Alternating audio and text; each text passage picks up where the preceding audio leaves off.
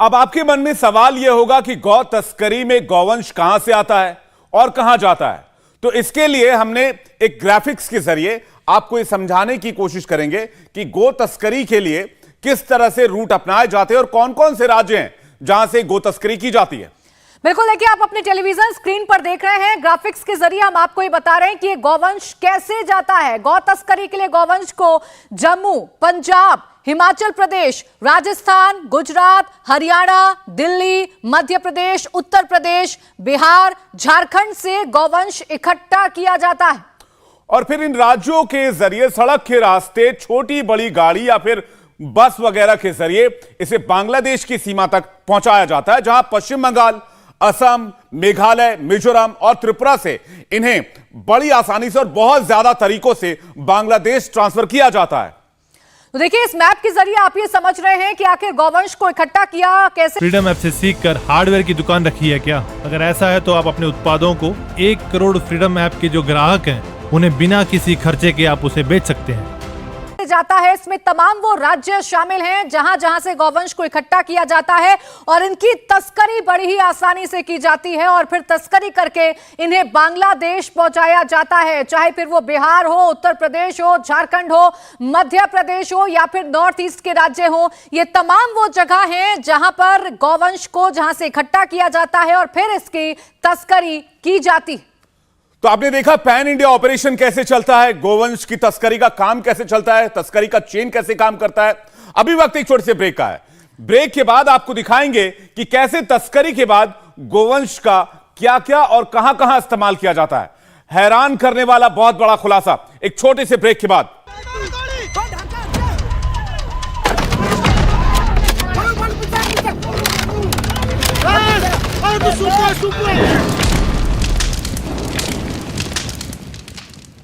तो रक्षक वर्सेस भक्षक लगातार देख रहे हैं आप ये सबसे बड़ी कवरेज, जिसमें एक एक खुलासा आपके लिए चौंकाने वाला है। अभी आपने देखा कि कैसे इस गौवंश को इकट्ठा किया जाता है, कहां कहां से इकट्ठा किया जाता है। अब आपको बताते हैं कि गौ तस्करी क्यों की जाती है, इसका उपयोग क्या क्या है। हमारे और आपके लिए गाय का दूध, पेशाब, गोबर और गौवंश ही महत्व रखता है, लेकिन तस्करी के बाद गौवंश का क्या क्या और कहां इस्तेमाल किया जाता है, ये सुनकर आप हैरान रह जाएंगे। गाय की सींग से बटन, फोटो फ्रेम, खुर से फैंसी आइटम, बटन, मुर्गी का दाना, खाल से जूता, chappal, belt, jacket, cap, bags, box के कवर, ये सारी चीजें बनाई जाती हैं।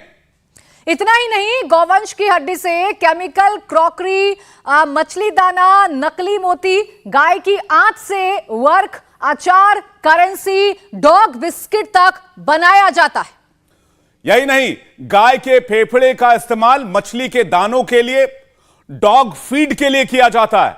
गाय की चर्बी से नहाने का साबुन बनाया जाता है, ग्लिसरीन बनाया जाता है, जिलेटिन की छड़ें बनाई जाती हैं, नकली बायोफ्यूल भी तैयार किया जाता है और सब कुछ के लिए गोवंश का इस्तेमाल होता है। तो आप अपनी स्क्रीन पर लगातार देख रहे हैं कि कैसे गौवंश का इस्तेमाल होता है और कैसे एक एक बॉडी पार्ट से क्या क्या बनाया जाता है। अब बात अगर आप खून की करेंगे तो खून का इस्तेमाल मेडिसिन, कॉस्मेटिक, हेयर ऑयल बनाने में होता है।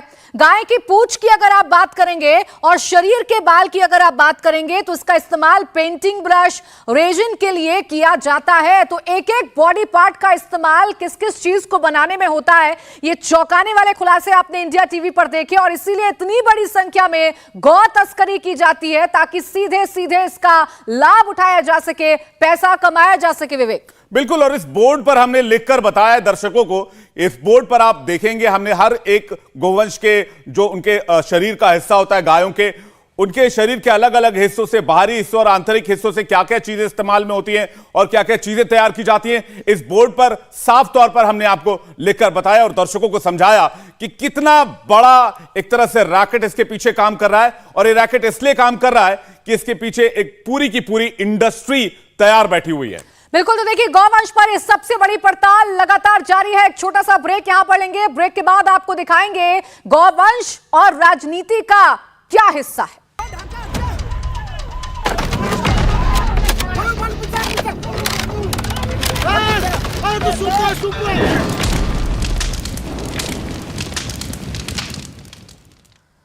स्वागत है आपका। आप देख रहे हैं हमारी बड़ी कवरेज। गाय हमारे लिए माता है, लेकिन राजनीति में बहुत ही लोडेड सिंबल है। देश के हर राज्य ने गाय के लिए योजना बनाकर अपने वोटर को रिझाने की कोशिश की है। इसकी एक वजह यह भी है कि गाय हमारी ग्रामीण अर्थव्यवस्था की नींव मानी जाती है। देश में भूमिहीन और छोटे किसानों के पास गांव का 70% जानवर है, और इस रिश्ते में राजनीति को हम ग्राफिक्स के जरिए आपको समझाने की कोशिश करते हैं। और सबसे पहले आपको लिए चलते हैं छत्तीसगढ़, जहां पर गोधन न्याय योजना चल रही है। इसमें गोवंश का गोबर 2 रुपए प्रति किलो खरीदा जाता है और गोमूत्र 4 रुपए प्रति लीटर। सरकार गाय खरीदने के लिए सस्ता लोन भी देती है। तो ये तो बात रही छत्तीसगढ़ की। अब आइए आपको बताते हैं मध्य प्रदेश में क्या होता है। मध्य प्रदेश में आवारा गौवंश की रक्षा के लिए काऊ सेंचुरी बनाई गई है। देसी नस्ल की गाय पालने पर सरकार प्रति किसान प्रति माह नकद 900 रुपए देती है। इसके अलावा सरकार दफ्तरों में गौमूत्र से बने कीटनाशक से पोछा लगाने के आदेश सरकार ने जारी किए हैं। गौ कल्याण के लिए काऊ कैबिनेट भी है। तो छत्तीसगढ़ और मध्य प्रदेश की योजनाएं आपने जान ली, गोवंश को लेकर, गायों को लेकर। राजस्थान में क्या स्थिति है? राजस्थान में गौ कल्याण के लिए गौपालन मंत्रालय है। स्टैंड अप ड्यूटी पर 10% गौ कल्याण सेस लगाया जाता है। राजस्थान की योजनाएं क्या है गौवंश के लिए, यह आपने जाना। अब उत्तर प्रदेश में क्या योजनाएं हैं आपको बताते हैं। गौवंश संरक्षण के लिए मुख्यमंत्री बेसहारा गौवंश सहभागिता योजना चलाई जाती है। इसमें बेसहारा पशुओं को गोद लेने वालों के लिए 109 करोड़ रुपए का बजट रखा गया है। अनाथ गौवंश के लिए गौशाला चलाने वालों को प्रतिदिन प्रति जानवर 30 रुपए दिए जाते हैं। बेसहारा जानवर को गोद लेने वाले के खाते में सरकार प्रति जानवर 900 रुपए ट्रांसफर करती है। गौ पालन के लिए सस्ती ब्याज दर पर भी लोन उत्तर प्रदेश में दिया जाता है। और उत्तर प्रदेश के बाद रुख करते हैं झारखंड का। झारखंड में मुख्यमंत्री पशुधन विकास योजना है, जिसमें गौ विकास के लिए 660 करोड़ रुपए का बजट रखा गया है। धारू नस्ल के पशु की खरीद पर 90%। फ्रीडम ऐप से सीखकर हार्डवेयर की दुकान रखी है क्या? अगर ऐसा है तो आप अपने उत्पादों को 1 करोड़ फ्रीडम ऐप के जो ग्राहक हैं उन्हें बिना किसी खर्चे के आप उसे बेच सकते हैं। की सब्सिडी दी जाती है। झारखंड के साथ साथ हिमाचल प्रदेश में भी योजनाएं बनाई गई हैं। हिमाचल प्रदेश में आवारा गौवंश को गोद लेने पे सरकार प्रति गौवंश हर महीने 500 रुपए देती है। वहीं हरियाणा में बेसहारा गौवंश के लिए फ्री चारा पानी और शेल्टर की व्यवस्था की गई है।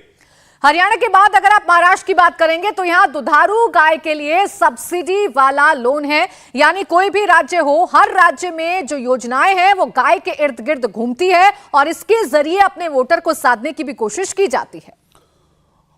और यही नहीं, गायों की रक्षा के लिए भी पुलिस तमाम तरह के कदम उठाने की बात करती है। लेकिन अब सवाल यह है कि जब इतनी योजनाएं गायों को लेकर राज्य सरकारें चला रही हैं, तो फिर गाय की तस्करी करने वाले लोग इतनी आसानी से गौ तस्करी में कामयाब कैसे हो जाते हैं? ब्रेक के बाद आएंगे तो आपको बताएंगे कैसे प्रति किलोमीटर बढ़ता है तस्करी वाली गाय का दाम। भारत में 20,000 की गाय बांग्लादेश पहुंचकर कैसे हो जाती है 2.5 लाख की, चौंकाने वाला खुलासा बस इस ब्रेक के बाद। इंडिया टीवी हर वक्त हर जगह डाउनलोड करने के लिए सर्च करें India TV news Google play store या ऐप स्टोर पर।